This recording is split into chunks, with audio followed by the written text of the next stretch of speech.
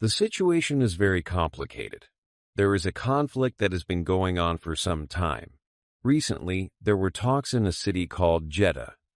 These talks were about finding a way to stop the fighting. Important people are involved in this situation. These include leaders like Mr. Trump, Mr. Zelensky, Mr. Rubio, and Mr. Putin. They have different ideas and roles in what is happening. This conflict has a big impact on people. Many people are suffering because of the war. There is a human cost, meaning people are getting hurt and losing their lives. Many sides say they want peace. They are talking about ways to end the conflict. It is not easy to find a solution that everyone agrees on. This conflict is not just important for the countries involved. It also has effects around the world. What happens in this conflict can change things in other places too. It is a global issue that many people are watching. 2. The Jeddah meeting. In the city of Jeddah, in Saudi Arabia, WAJNI talks took place. These talks were about the war between Ukraine and Russia. People felt more hopeful about peace after a meeting between the U.S. president and Ukraine's leader, Zelensky, last month did not go well. After that meeting, the U.S. stopped sharing secret information with Ukraine. They also stopped giving Ukraine military help. This was to put pressure on Zelensky to start talks with Russia to end the war. In Jeddah, the talks were between Ukraine and the U.S. Ukraine sent a top helper of Zelensky, Andriy Yermak. The U.S. sent their Secretary of State, Marco Rubio. They hoped to fix the problems between them after the difficult meeting before. The meeting in Jeddah lasted for 8 hours. After the meeting, the U.S. and Ukraine made a statement together.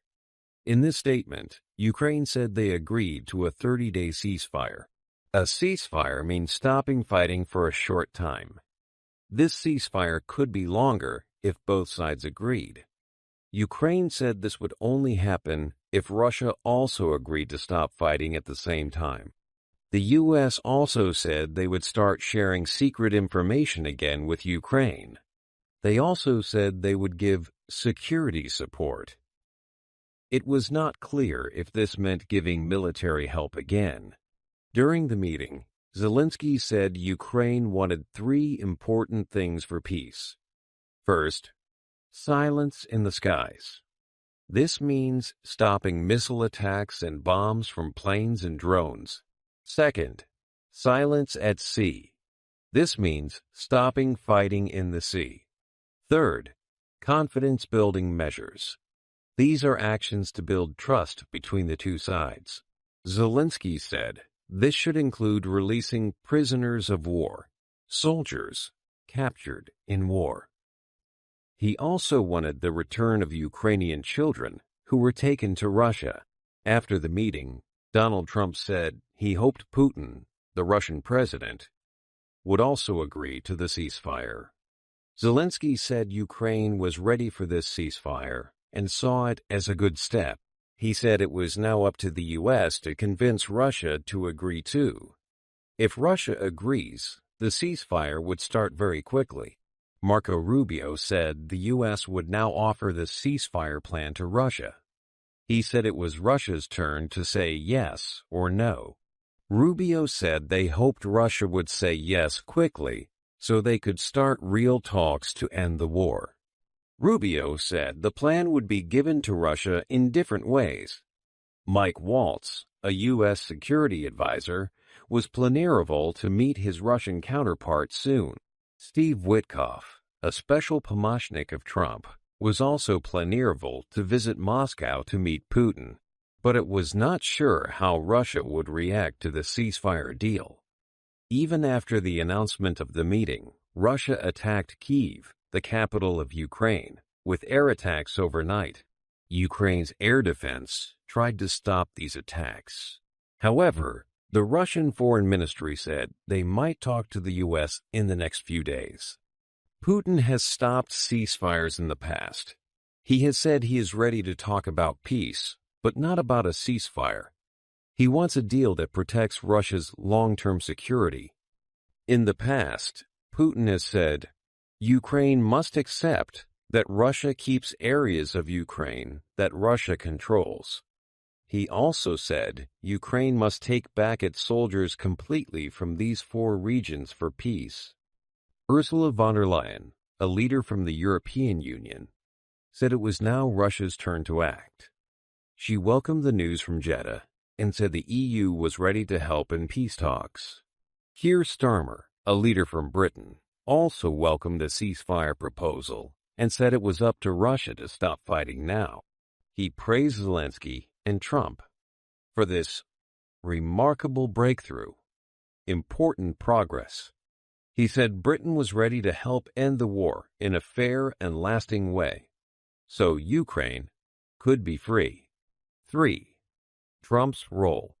After the ceasefire deal was announced, Donald Trump spoke to reporters.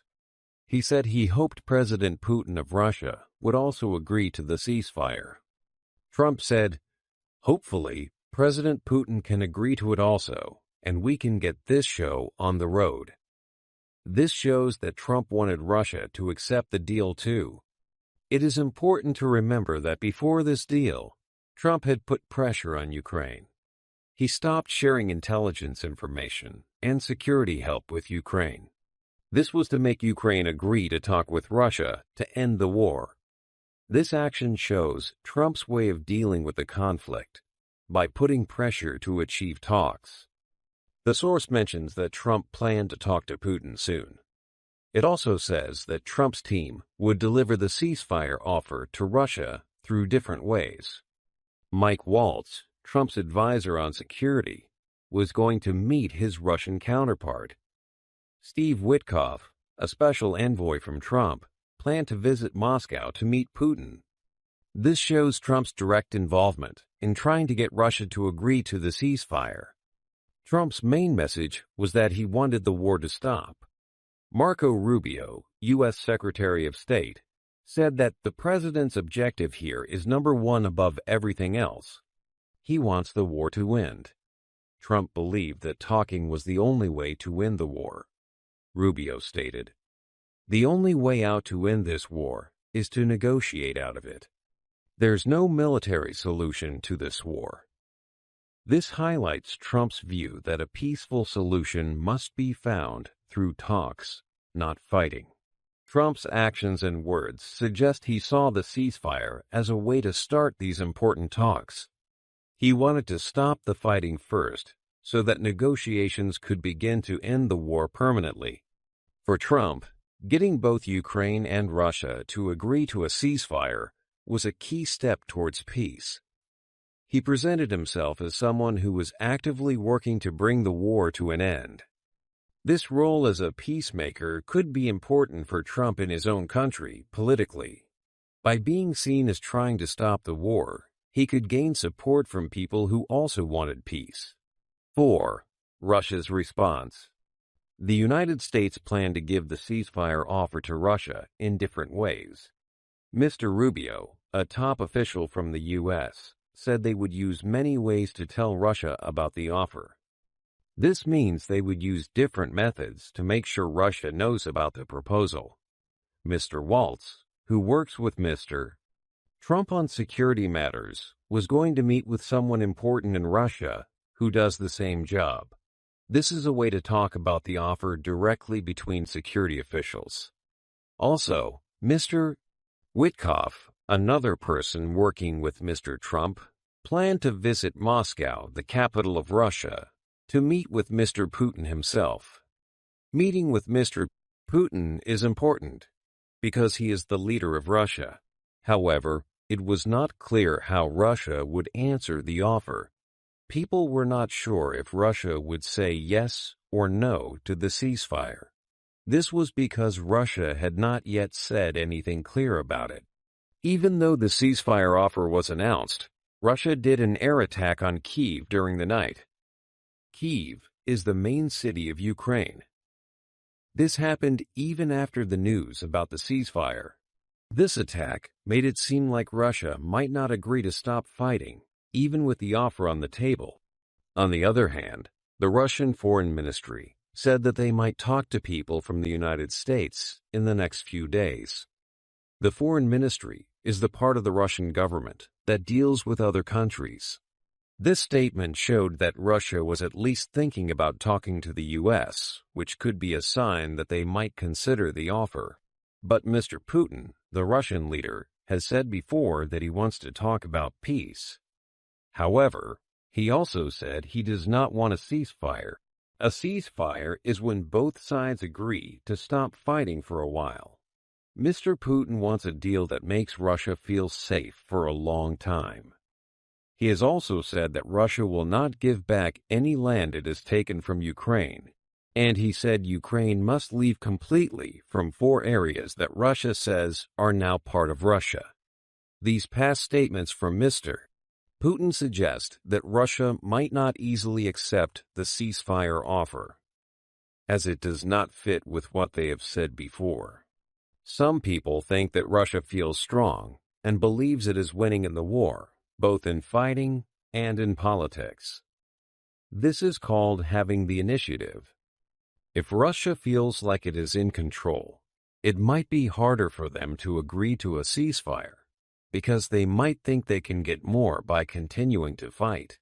So, Russia's response to the ceasefire offer was uncertain, with mixed signals coming from different actions and statements.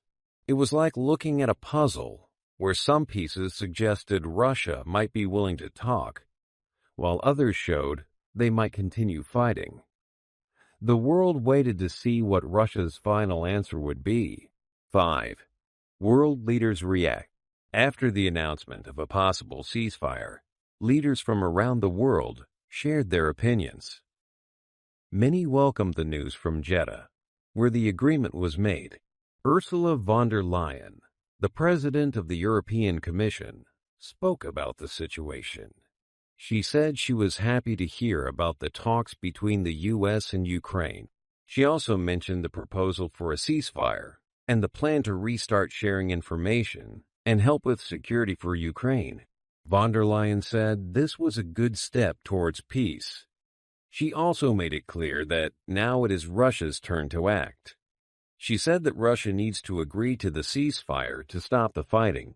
The European Union, or EU, is ready to help in the peace talks to find a lasting peace for Ukraine. Keir Starmer, who is the Prime Minister of Britain, also reacted to the news. He said he was happy about the 30-day ceasefire proposal that Ukraine accepted. Starmer said it was now up to Russia to stop fighting. He congratulated both President Zelensky of Ukraine and President Trump of the U.S. for reaching this agreement. Starmer called it a remarkable breakthrough, which means a very important step forward. Starmer also said that Britain is ready to help to end the war. He mentioned a meeting of world leaders that Britain was organizing soon. He said this meeting would be used to talk about what to do next to bring peace. Britain wants to help find a fair and lasting way to end the war so Ukraine can be free. Many other leaders around the world also shared similar ideas.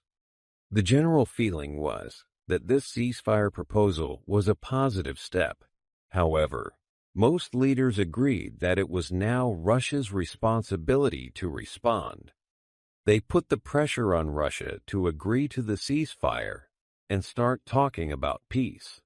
The world is waiting to see if Russia will say yes and take the next step towards ending the war. 6. The war's impact. The war has had a big impact on both countries involved. One example of this impact was a drone attack on Moscow. People in Moscow saw damage to buildings after drones flew into the city. Some people in Moscow were worried and tired because of the war. One person who lives in Moscow said that politicians must stop the war. She showed that some people in Russia are tired of the fighting and want it to end. They feel the war has gone on for too long. After the drone attack, officials in Russia spoke about it. They said that many drones were shot down. The Russian Defense Ministry said that more than 30 drones were stopped.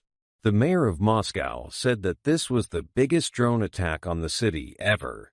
They said that their air defenses worked well to stop most of the drones. However, the attacks showed that the war was affecting security inside Russia itself. Before the war, people in Moscow felt safe. But now, with drone attacks, this feeling of safety has changed. One expert said that when Russia started the war, it was supposed to make Russians feel more secure. But the opposite has happened. Because of the war, there is less security in Russia. Areas near the border with Ukraine are sometimes shelled, and cities like Moscow are now targets for drone attacks. These things did not happen before the war. This situation shows a strange thing. Russia said it started the war to feel safer, but now many Russians feel less safe. The war has brought danger and worry to their own cities. It seems the reason for starting the war is not matching what is really happening now. The war has also had a big impact on the military situation for both sides. Both Russia and Ukraine have lost soldiers and equipment in the fighting. The war is difficult and long. It is not clear who is winning. Both sides are using a lot of weapons, and many places have been damaged.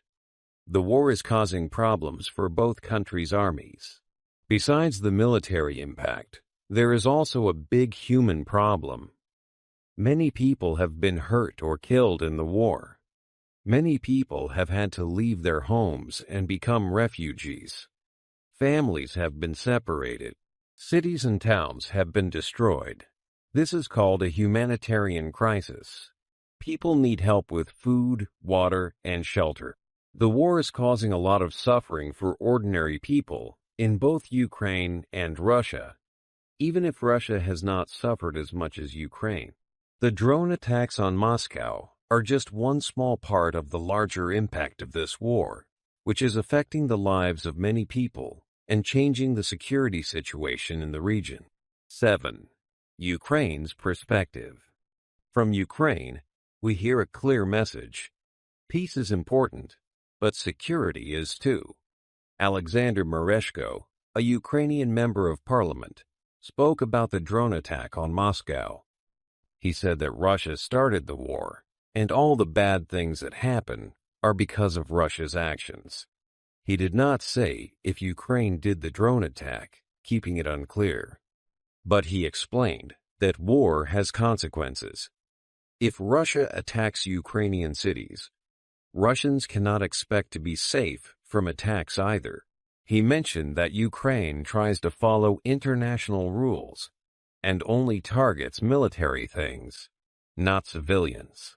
Ukraine is very interested in the talks in Jeddah. They hope these talks will help fix the relationship between President Zelensky and President Trump. Ukraine wants the United States to continue giving military and intelligence help. President Zelensky has asked for a partial ceasefire, especially to stop attacks from the sky and sea. Ukraine knows that to get help in peace, they might need to make some agreements. Mr. Mereshko said that any agreements must follow international law and Ukraine's own laws. This means Ukraine cannot agree to things that are against these laws. A big worry for Ukraine is that Russia might use a ceasefire to get stronger for more fighting. Ukraine needs security guarantees. Security guarantees are like promises that other countries will help Ukraine if Russia attacks again. Ukraine feels that these guarantees are very important because they need to be safe in the future. They think they might need security promises even before a ceasefire because they don't trust Russia to keep the peace. Ukraine fears that without real security, a ceasefire could be dangerous for them and just give Russia time to prepare for more war. They want a peace that is real and lasting, not just a pause in the fighting. 8. The future. What will happen next? It is not clear if Russia will agree to the ceasefire. After talks in Jeddah, the U.S. and Ukraine said Ukraine accepted a 30-day ceasefire. Now, it is Russia's turn to decide. Marco Rubio, a U.S. Secretary of State, said, The ball is now in Moscow's court. This means it is Russia's decision to make the next move. President Trump hopes Russia will agree. He said he wants the war to end. He also mentioned he might talk to President Putin soon. However, in the past, President Putin has said he is against a ceasefire. He wants a deal that protects Russia's long-term security. He has also said Ukraine must withdraw from areas Russia claims as its own. This makes it uncertain if Russia will accept the ceasefire offer. World leaders are watching Russia's reaction closely. Ursula von der Leyen, a leader from the European Union, said the decision is now for Russia to make. Other leaders also think Russia should agree to stop the fighting. Keir Starmer, a British leader, welcomed the ceasefire proposal. He said it is up to Russia to end the war. If Russia agrees to the ceasefire, it could be a step towards peace talks. The U.S. and Ukraine have said they want real negotiations to end the war.